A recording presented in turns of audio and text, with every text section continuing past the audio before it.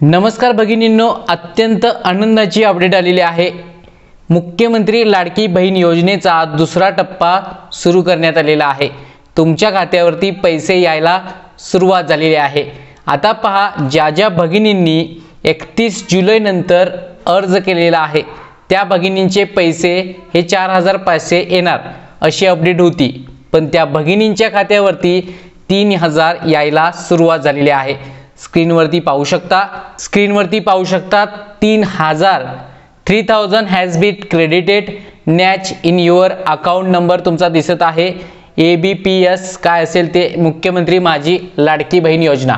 आता 3000 रुपयेच का तर 4500 येणार असं होतं, पण पहा, ज्या भगिनींनी 31 जुलै नंतर म्हणजे 1 ऑगस्ट नंतर आजपर्यंत फॉर्म भरलेले आहेत, ज्यांचे फॉर्म अप्रूव्ड झालेले आहेत, ज्यांचा अकाउंटला आधार बँक लिंक आहे, त्या भगिनींच्या खात्यावरती आज 29 ऑगस्ट, उद्या 30 ऑगस्ट आणि परवा 31 ऑगस्ट या 3 दिवसामध्ये 3000 रुपये जमा होणार आहेत। आता कोणाकोणाला मेसेज आलेला आहे ते पाहू शकता।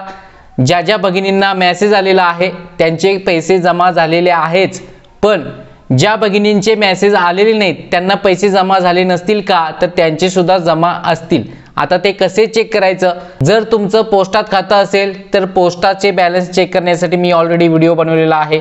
जर तुमचं कोणत्या अन्य बँकेत खातं असेल तर त्यांच्या ग्राहक सेवाला कॉल करावा लागेल, मिस कॉल अलर्टला। मिस कॉल म्हणजे कॉल केल्यानंतर तुमचा बॅलन्स समजून येतो।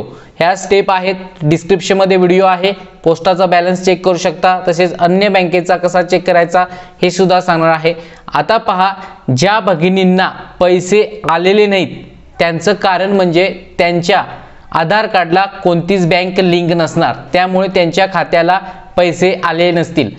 तर तुम्हाला एक विनंती, तुमच्या आधारशी त्वरित बँक अकाउंट लिंक करून घ्या, म्हणजे तुमच्या बँकेत जा, तुमचं आधार कार्ड लिंक करून घ्या।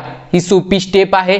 तर पहा, पुन्हा एकदा पहा, ज्या भगिनींनी फॉर्म भरलेले आहेत, ज्यांना 3000 रुपये पूर्वी आलेले नाहीत, ज्यांचा फॉर्म अप्रूव्हल आहे, ज्यांच्या आधार कार्डला बँक लिंक आहे, त्या भगिनींच्या खात्यावरती पैसे यायला सुरुवात झालेली आहे। तुम्हाला पैसे आलेत का कमेंट करा। तुमच्या काही अडचणी असतील तर कमेंट करा। जर तुमचं आधार कार्डला कोणतीच बँक लिंक नसेल तर लवकरात लवकर तुमच्या बँकेत आधार कार्ड घेऊन जा आणि बँक लिंक करून घ्या आणि बँकेला आधार कार्ड लिंक करून घ्या।